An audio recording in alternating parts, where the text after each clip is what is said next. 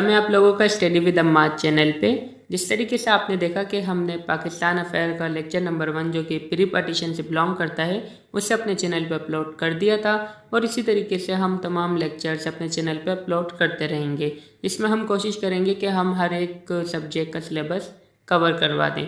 अब जबकि हम करंट अफेयर की सीरीज स्टार्ट कर रहे हैं तो इसका सिलेबस कवर कराना इम्पॉसिबल है, क्योंकि ये डे बाय डे इंक्रीज होता रहता है। तो आज हम यूक्रेन रशिया क्राइसिस को डिस्कस करेंगे और ये हमारी सीरीज़ का लेक्चर नंबर 1 होगा। अब हम यूक्रेन रशिया क्राइसिस को कैटेगरीज में डिवाइड कर देंगे, जिसके अंदर ए इंट्रोडक्शन है, बी जियोग्राफिकल फैक्टर्स है, सी कॉजेज ऑफ द कॉन्फ्लिक्ट है और D impact of the conflict है। और बाकी ई में अगर हम देखें तो सोल्यूशन ऑफ द कॉन्फ्लिक्ट हमें देखने को मिलेगा। तो हमने इस टॉपिक को बेसिकली 5 पार्ट में डिवाइड कर दिया है, जो कि A B C D E के अंदर है। ठीक है, अब हम सेकंड स्लाइड पे चलते हैं। टॉपिक का इंट्रोडक्शन से स्टार्ट लेते हैं और जानते हैं कि यूक्रेन रशिया कॉन्फ्लिक्ट क्या है। तो ऑरेंज रेवोल्यूशन जो मैंने आउटलाइन बनाई है, आपने इस तरीके से पेपर में नहीं लिखना, आपने इसे बिल्कुल पैराग्राफ में लिखना है। इसको मैंने एक तरह से याद दहानी के लिए आपको, ताकि ईजी रहे, ताकि जैसे आप एक नज़र डालें और आपको एक पूरा टॉपिक कवर हो जाए, ये मैंने इसीलिए बनाया है। तो हम ऑरेंज रेवोल्यूशन के ऊपर बात करते हैं कि ऑरेंज रेवोल्यूशन क्या था। यूक्रेन में जब ऑरेंज रेवोल्यूशन आया, ये 2014 में आया था, जिसका रिजल्ट में जो प्रो मॉस्को गवर्नमेंट थी, या जिसे हम प्रो ईस्टर्न गवर्नमेंट भी कह सकते हैं, वो हट गई थी, वो ख़त्म हो गई थी। उसके बाद ऐसा हुआ कि प्रो अमेरिकन गवर्नमेंट यहाँ पे इस्टेब्लिश कर दी गई, जिससे हम प्रो वेस्टर्न गवर्नमेंट भी कह सकते हैं। ऑरेंज रेवोल्यूशन बेसिकली एक रेवोल्यूशन की टाइप्स हैं, जो कि मैं आपको एक न्यू वीडियो में डिस्कस कर दूंगा, अदरवाइज ये वीडियो जो है वो लंबी हो जाएगी।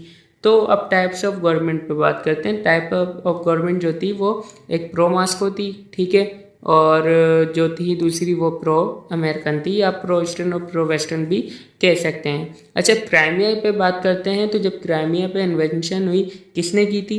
रशिया ने क्राइमिया पे इन्वेंशन की थी, रिटेलेशन के तौर पे, इंतकाम के तौर पे।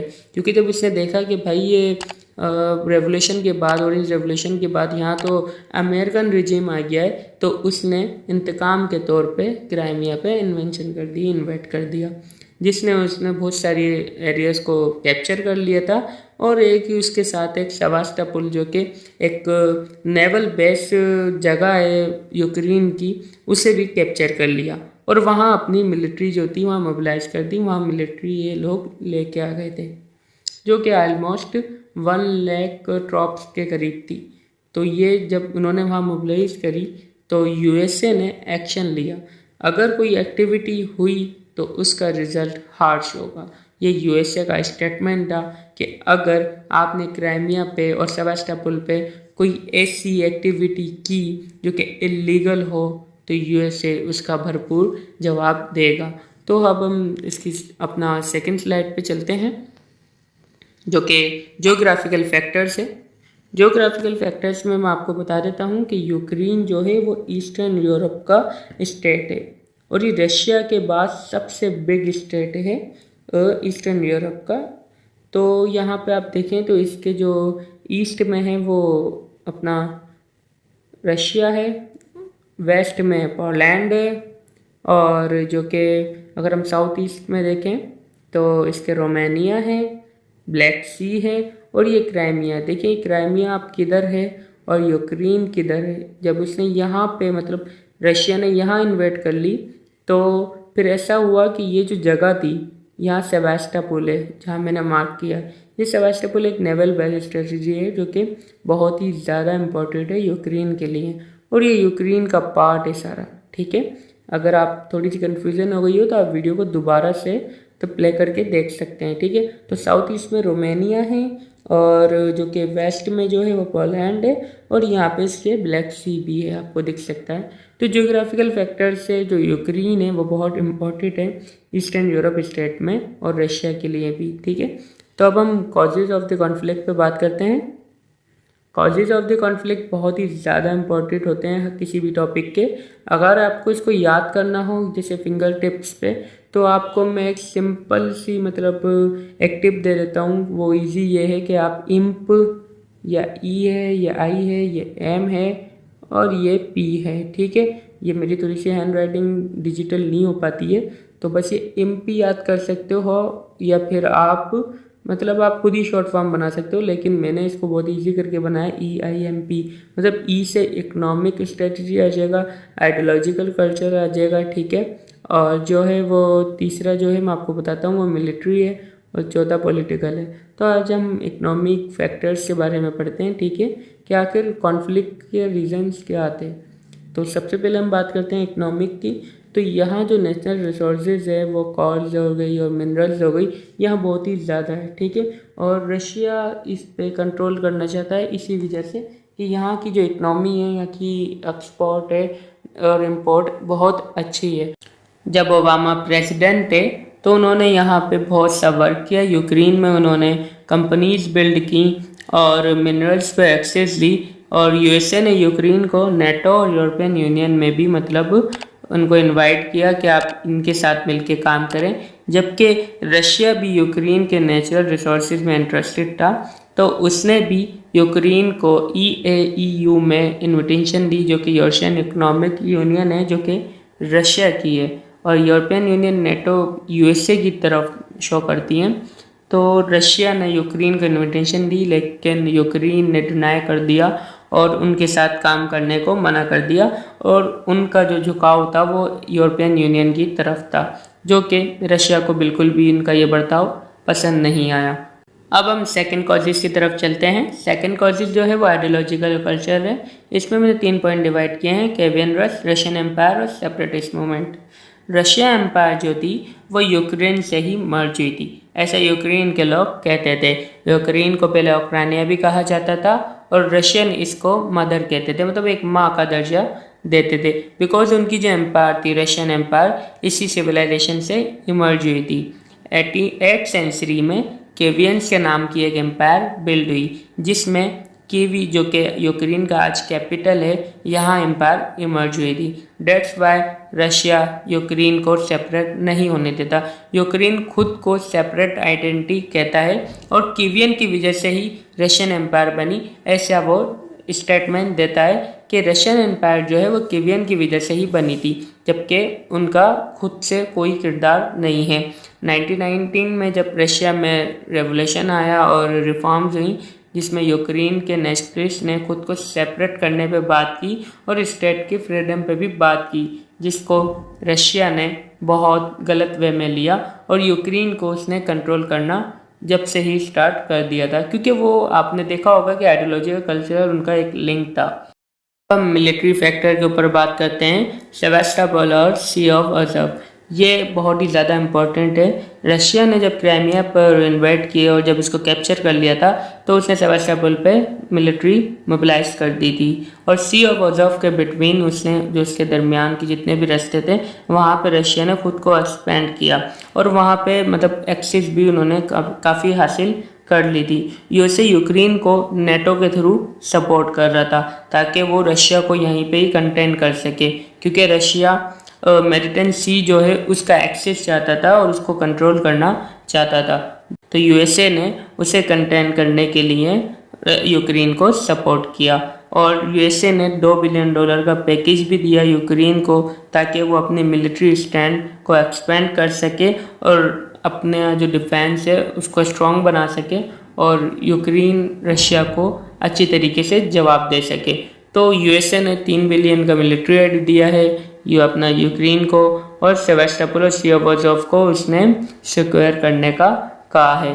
अगर हम पॉलिटिकल स्ट्रेटजी की बात करें, तो रशिया जो है वो यूक्रेन की पॉलिटिकल स्टेबिलिटी पर कंट्रोल चाहता है। जिस तरीके से आपने देखा कि जब ऑरेंज रेवोल्यूशन आया, तो वहाँ पे जो उनका रिजीम था उसको मतलब उसका डाउनफॉल था, और उसके बाद प्रो अमेरिकन गवर्नमेंट आ गई थी, तो वो यहाँ पे अपनी पॉलिटिकल स्टेबिलिटी चाहता था। और अगर आप देखें रशिया को, तो रशिया ईस्टर्न एरिया ऑफ जो यूक्रेन है उसे सपोर्ट कर रहा है, वहाँ पे जो सेपरेटिस्ट मूवमेंट है वहाँ उन्हें सपोर्ट कर रहा है, और उनके थ्रू वो यूक्रेन पर इन्वेस्ट कर रहा है, ताकि वो यूक्रेन में अपनी एक्सपेंशन बढ़ा सके, और यूएसए जो है वो उनको रिवॉक कर रहा है और अपना अमेरिकन रिजिम बिल्ड कर रहा है। तो अब हमने ये कॉजेस कंप्लीट कर लिए हैं। अब हम इसके जो इम्पैक्ट हैं, जो इम्प्लीकेशंस हैं, उसकी तरफ चलते हैं। जो इम्पैक्ट हैं वो दो पार्ट में डिवाइड हैं, एक डोमेस्टिक है और एक रीजनल एंड इंटरनेशनल है। तो अब हम जो डोमेस्टिक की है उसकी बात करते हैं। यूक्रेन का जो इंटरनल जो उसकी सिचुएशन है वो पैथेटिक हो चुकी है, मतलब उसकी जो कंडीशंस है वो डिस्ट्रॉय हो गई है मुकम्मल। और ऐसा है कि वहाँ पे जो पॉलिटिकल इंस्टेबिलिटी है वो क्रिएट हो गई है, वहाँ डिसऑर्डर क्रिएट हो गया है, वहाँ पे इकोनॉमिक सैंक्शंस लगाई हुई हैं रशिया ने, क्योंकि बहुत ज़्यादा हैवी टैक्स इम्पोज हो रहा है। इम्पोर्ट और एक्सपोर्ट पे रशिया उनको सेक्शंस लगाता रहता है, और जो कि एक तरह से ये हॉट इशू बन सकता है वार का, और ये एक फ्लैश पॉइंट भी है यूक्रेन आज के दौर में न्यूक्लियर वार का। और अगर हम रीजनल और इंटरनेशनल इम्पैक्ट की बात करें तो रशिया जो है वो नेटो और ईस्टर्न यूरोप स्टेट जो कि यूरोपियन यूनियन को ज्वाइन कर रही हैं उसका वो रिवॉक चाहता है। वो चाहता है कि ईस्टर्न यूरोप स्टेट जो हैं वो नेटो और यूरोपियन यूनियन को ज्वाइन ना करें, वो EU को ज्वाइन करें ताकि उसको भी बेनिफिट हो सके।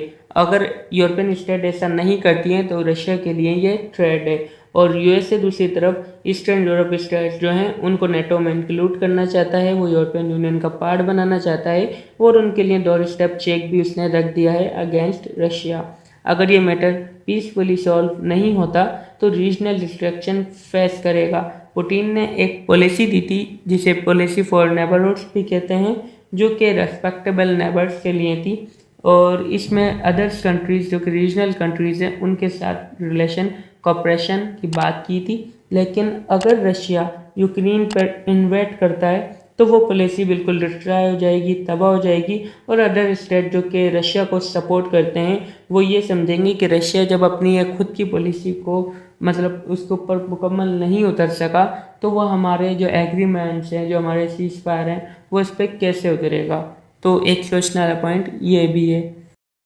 अब हम सॉल्यूशन ऑफ द कॉन्फ्लिक्ट पे बात करते हैं, जो कि किसी भी टॉपिक का ज़रूरी होता है। आपने कोई भी टॉपिक कवर करना हो उसका अपने इंट्रोडक्शन लिखना है, कॉजेस लिखना है, इम्पैक्ट लिखना है और सॉल्यूशन लिखना है। ज़्यादातर कॉन्फ्लिक्ट वाले टॉपिक में ऐसा ही होता है, ठीक है। तो देखा जाए तो इंटरनेशनल जितने भी पीस मेकर्स हैं जो कि वर्ल्ड में पीस चाहते हैं, उनका कहना ये है कि जो यूक्रेन क्राइसिस है रशिया और यूक्रेन के दरमियान, इसका जो सोल्यूशन है वो कम्प्लेक्स है, लेकिन दो प्लेटफॉर्म ऐसे हैं जिसके थ्रू हम इस कॉन्फ्लिक्ट को रिड्यूस कर सकते हैं या फिर हॉट इशू जो है उसको मतलब कोल्ड इशू में कन्वर्ट कर सकते हैं, ठीक है। 2014 में जब क्राइमिया पर रशिया ने इन्वेट की तो यूरोपियन स्टेट ने मिलकर एक प्लेटफॉर्म बनाया जिसे मिन्स्क एग्रीमेंट कहते हैं, जो 2015 में साइन हुआ।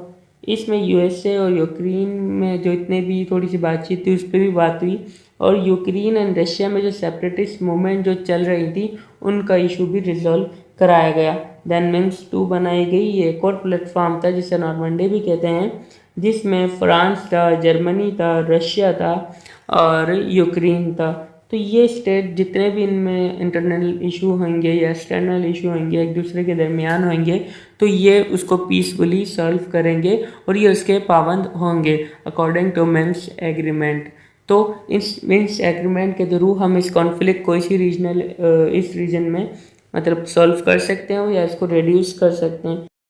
अभी सिर्फ बातें ही हो रही हैं और यूएसए और जो रशिया है वो दोनों अभी नहीं रुक रहे, और यूक्रेन जो कि अभी एक फ्लैश पॉइंट बना हुआ है न्यूक्लियर वार का, तो अभी तक इसका कोई प्रॉपर सॉल्यूशन नहीं निकला है। अगर आपको ये वीडियो पसंद आई है तो वीडियो को लाइक कीजिएगा, चैनल को सब्सक्राइब कीजिएगा। अगर आपको कोई क्वेश्चन हो तो प्लीज़ कमेंट कीजिएगा, और अगर आपको कोई CSS PMS या फिर कोई भी किसी भी कॉम्पिटिटिव एग्जाम के बारे में आपने गाइडलाइन लेनी हो तो आप मुझे कांटेक्ट भी कर सकते हैं, या फिर आप नीचे कमेंट में अपनी जो भी प्रॉब्लम है उसे डिस्कस कर सकते हैं। तो मिलते हैं एक नई वीडियो में।